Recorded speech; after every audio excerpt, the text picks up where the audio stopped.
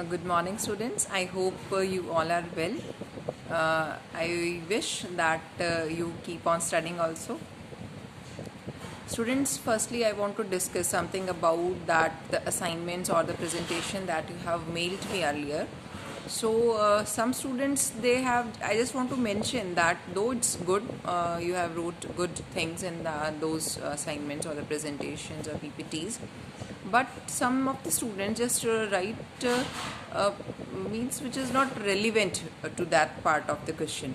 So I just want to know, like suppose if I'll just there was an assignment, I just forget the name, my tweets was Nikhil. So he just prepared the thing in a right manner, means suppose like I have given the assignment to him about the IPR, intellectual property rights. So everything like trademarks, copyrights, patents. So he has discussed like what is the meaning, features, and merits, demerits, something like that. So these things should be concise, but some students just wrote so many things like the procedure and the process, everything, means which is not demanded. Like so, try to be relevant when we are just writing something. I hope it's clear. So I just wish that you make the prepare your presentations in a proper manner. In the last videos we have discussed about your trying to understand the concept of the financial management. So we have discussed about the honors capital and the debt capital.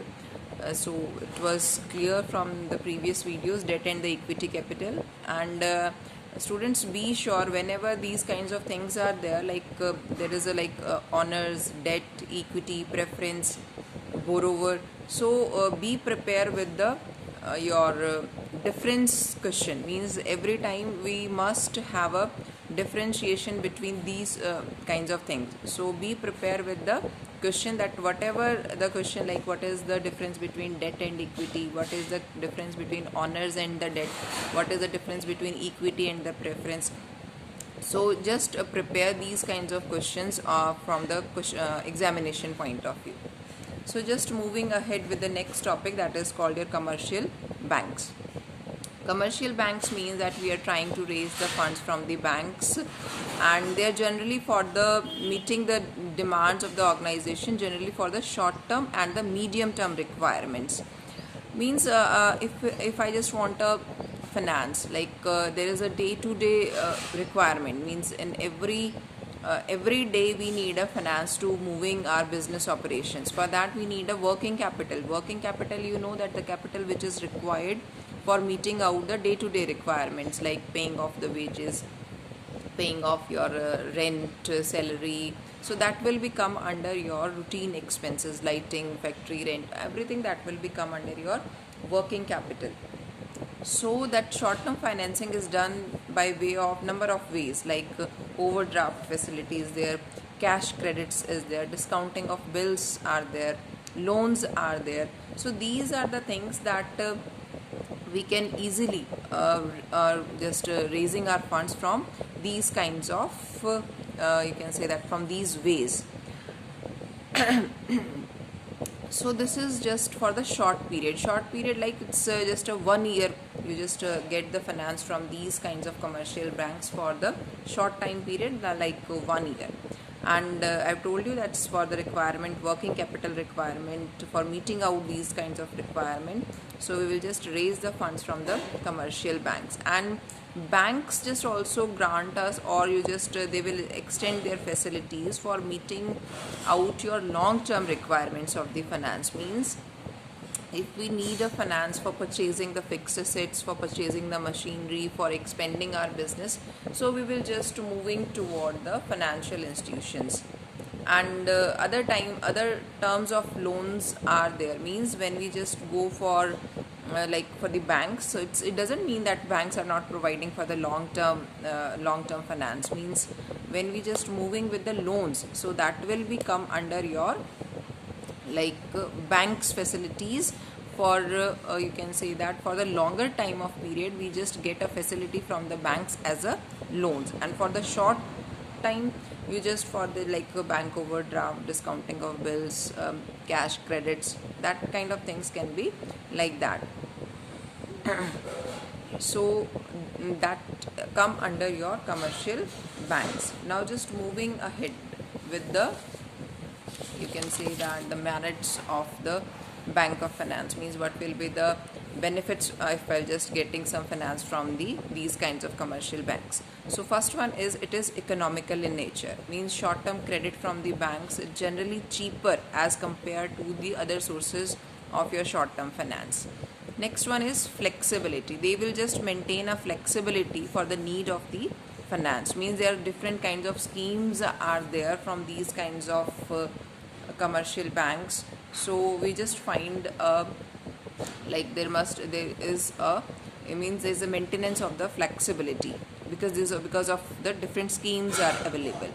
Next one is the concessional rates, means commercial banks provide a credit to the small units at a very concessional rates under the schemes that will be directed by the Reserve Bank of India. So they are just having a you can say reasonable rates are there. Next one is consultancies. Consultancy means that these commercial banks just provide, or just they will just act as a friend, they will act as a philosopher, guide, so to for their clients. So they will just provide an appropriate scheme for the finance, and they will also just guide about the repayment of your you can say that repayment of the schedules for the repayment. Next one is the easy repayment, means bank allows to the borrower that whatever the things they have paid to the clients, so there will be a we can say that easiness in the repayment of the advance in the installments basically. Next one is that no interference. Commercial banks do not go for the, you can say that they will not interfere in the working of the organization. They will not having a proper means that like the financial institution, they will just nominate the board of directors, they will just give a you can say that number of people can be nominated by the financial institution, but such kind of things are not there in the commercial banks.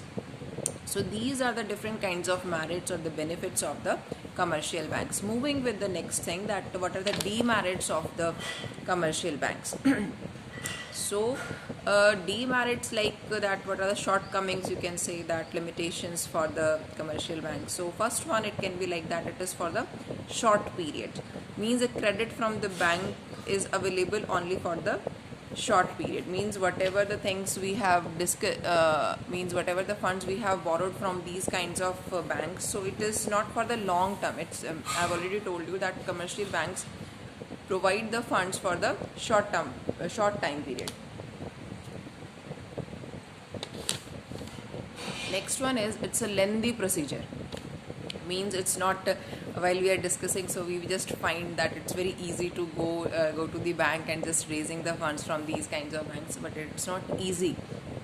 It's good to listen, but when we just go practical things with that, so it's having a very lengthy procedure that we have required so much signing numbers of documents. We have to sign number of documents while we just go for such kind of credit facilities. Next one is need for security.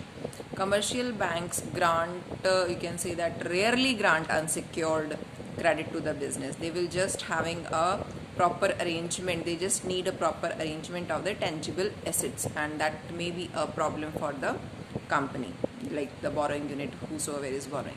Next one is uncertainty, that sometimes bank refuse or to renew, like they will just refuse to renew the credit arrangement. So this is not, you can say that will not be treated as a reliable source of the finance, because at any time that you can get a refusal from that commercial banks.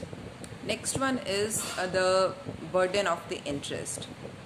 Interest, you can say that interest on the finance is just a burden, and we have to pay the fixed rate of interest whether we are having a profits or loss.